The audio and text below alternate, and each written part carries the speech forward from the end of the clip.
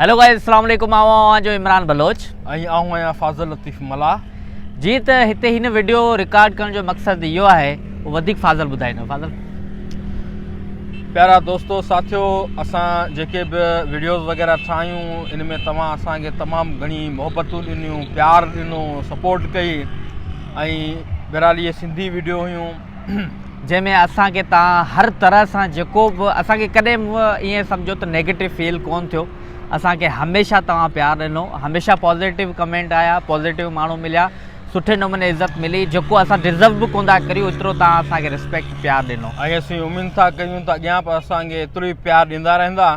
हाणे असांजो हिकु नओं चैनल असीं खोलियूं पिया ऐं उहो असां हीअ त सिंधी आहे, हिन ते असीं बाक़ाइदे सिंधी में कमु कंदासीं, पर उहो जेको नओं चैनल आहे उन ते हाणे वरी असीं उर्दू में कमु कंदासीं ऐं उनजो नालो आहे ऑमलेट ज़िंदगी। असां छा चयो त बाबा, असां चयो त असां सिंधियुनि लाइ त असां मोहबतूं आहिनि ई आहिनि, उन असांखे मोहबतूं ॾिनियूं बि आहिनि।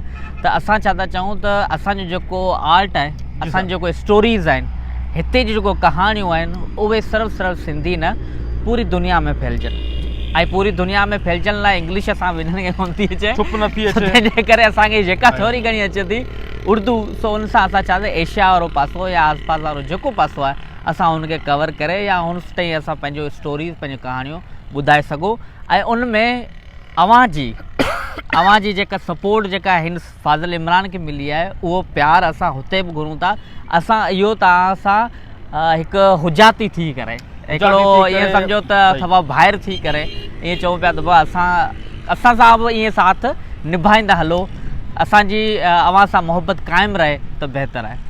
त नाज़रीन, हाणे असीं सिंधी में सिंधी वारो कमु कंदा रहंदासीं। सही, असीं उर्दू में बि अचूं पिया ऐं उर्दू में बि साॻिए सां प्यार ॾिजो। ऑमलेट ज़िंदगी हिकिड़ो नओं पेज आहे ऐं असीं तव्हांखे उनजो लिंक वग़ैरह ते शेयर कंदासीं। महिरबानी करे उते बि अचिजो, ॾिसिजो असीं उर्दू में कहिड़ा फाड़ा मारियूं।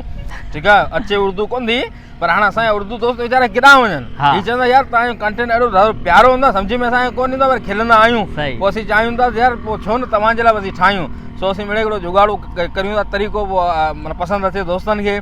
ऐं सिंधी त असांजा दिलनि में आयो, असीं पाण सिंधी आहियूं, उन्हनि जे लाइ मोहबतूं आहिनि। ऐं हाणे वरी थोरो हिन पासे वञूं, ऐं हिन पासे बि आहियूं, पर हुन पासे थोरो असांखे सिंधी में बि ठाहींदासीं, उर्दू में बि ठाहींदासीं। यूट्यूब चैनल आहे ऑमलेट ज़िंदगी, फेसबुक पेज आहे ऑमलेट ज़िंदगी, ऐं टिकटॉक ते बि असां कोशिशि कंदासीं, पर हाल फ़िलहाल जेको पेज हले पियो फाज़ल इमरान, उन ते ई को ॾींदासीं। बाक़ी तव्हांजूं महिरबानियूं, मोहबतूं, लख चौरा कुर्ब, इहे आहिनि Fazal Imran. Thank you sir.